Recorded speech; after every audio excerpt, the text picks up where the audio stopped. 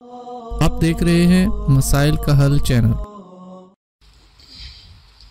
نحمده ونصلي على رسوله الكريم اما بعد فاعوذ بالله السميع العليم من الشيطان الرجيم بسم الله الرحمن الرحيم۔ تبلیغ کے حوالے سے گفتگو چل رہی تھی۔ اللہ کے پاک پیغمبر صلی اللہ علیہ وسلم اکیلے فردن بھی تبلیغ کیا کرتے تھے، بچوں کو بھی تبلیغ کیا کرتے تھے، بڑوں کو بھی تبلیغ کیا کرتے تھے، عورتوں کو بھی تبلیغ کیا کرتے تھے، امیروں کو، غریبوں کو، فقراء کو، دیہات سے آنے والے بدوؤں کو، بیماروں کو۔ یہ آقا علیہ السلام کا معمول تھا۔ ایک موقع پر آقا علیہ السلام نے عورتوں کو تبلیغ کی کہ جہنم میں تم کثرت سے تمہاری تعداد زیادہ ہوگی جہنم کے اندر۔ تو عورتوں نے پوچھا اللہ کے نبی صلی اللہ علیہ وسلم اس کی وجہ کیا ہے؟ تو آقا علیہ السلام فرماتے ہیں کہ تم اپنے خاوند کی ناشکری کرتی ہو اس وجہ سے، اور تم صدقہ زیادہ کیا کرو۔ یہ آپ کا تبلیغ کا انداز تھا۔ بچوں کو بھی تبلیغ کیا کرتے تھے۔ آقا علیہ السلام ایک دن کھانا کھا رہے تھے، ایک بچہ جس کا نام عمر بن سلمہ رضی اللہ تعالی عنہ، وہ خود بیان کرتے ہیں کہ میں آقا علیہ السلام کے ساتھ کھانا کھا رہا تھا اور میں پلیٹ کے ہر طرف سے ہاتھ لگا رہا تھا، کبھی ادھر سے اٹھا لینا، کبھی ادھر سے، کبھی آگے سے، ادھر سے۔ تو آقا علیہ السلام فرماتے ہیں یا غلام، اے بچے، سم اللہ کل بیمینک وکل مما یلیک، بچے اللہ کا نام لے کر کھا، دائیں ہاتھ سے کھا اور اپنے آگے سے کھا۔ عمر بن سلمہ رضی اللہ تعالیٰ عنہ فرماتے ہیں، کہتے ہیں پھر پوری زندگی میں نے اس حدیث پر عمل کیا ہے کہ جب ایک حدیث تبلیغ کے انداز میں جب ایک حدیث پہنچ جائے نا تو مومن کا کردار ہونا چاہیے، اس پر عمل بھی ہونا چاہیے۔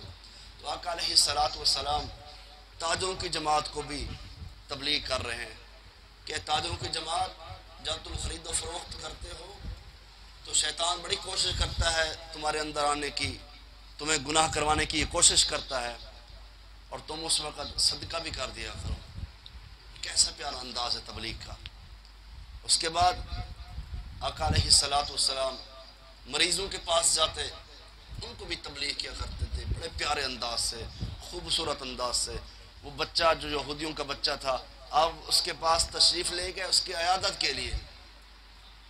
ہم اپنوں کے پاس نہیں جاتے، دوستوں کے پاس، ہمیں پتہ نہیں ہے، ہمسائے کا پتہ نہیں ہے، مر جائے پھر بھی پتہ نہیں چلتا۔ ایسے بھی معاملات ہمارے سامنے میں نے خود سنے بھی ہیں، دیکھے بھی ہیں کہ ایک ہمسایہ فوت ہو گیا، دوسرے ہمسایہ کو پتہ ہی نہیں ہے۔ یہ بہت بڑا المیہ ہے۔ اور آقا علیہ السلام یہودی کے پاس، بچے کے پاس اس کی عیادت کے لیے گئے ہیں، وہاں جا کر آپ نے تبلیغ کی اس بچے کو۔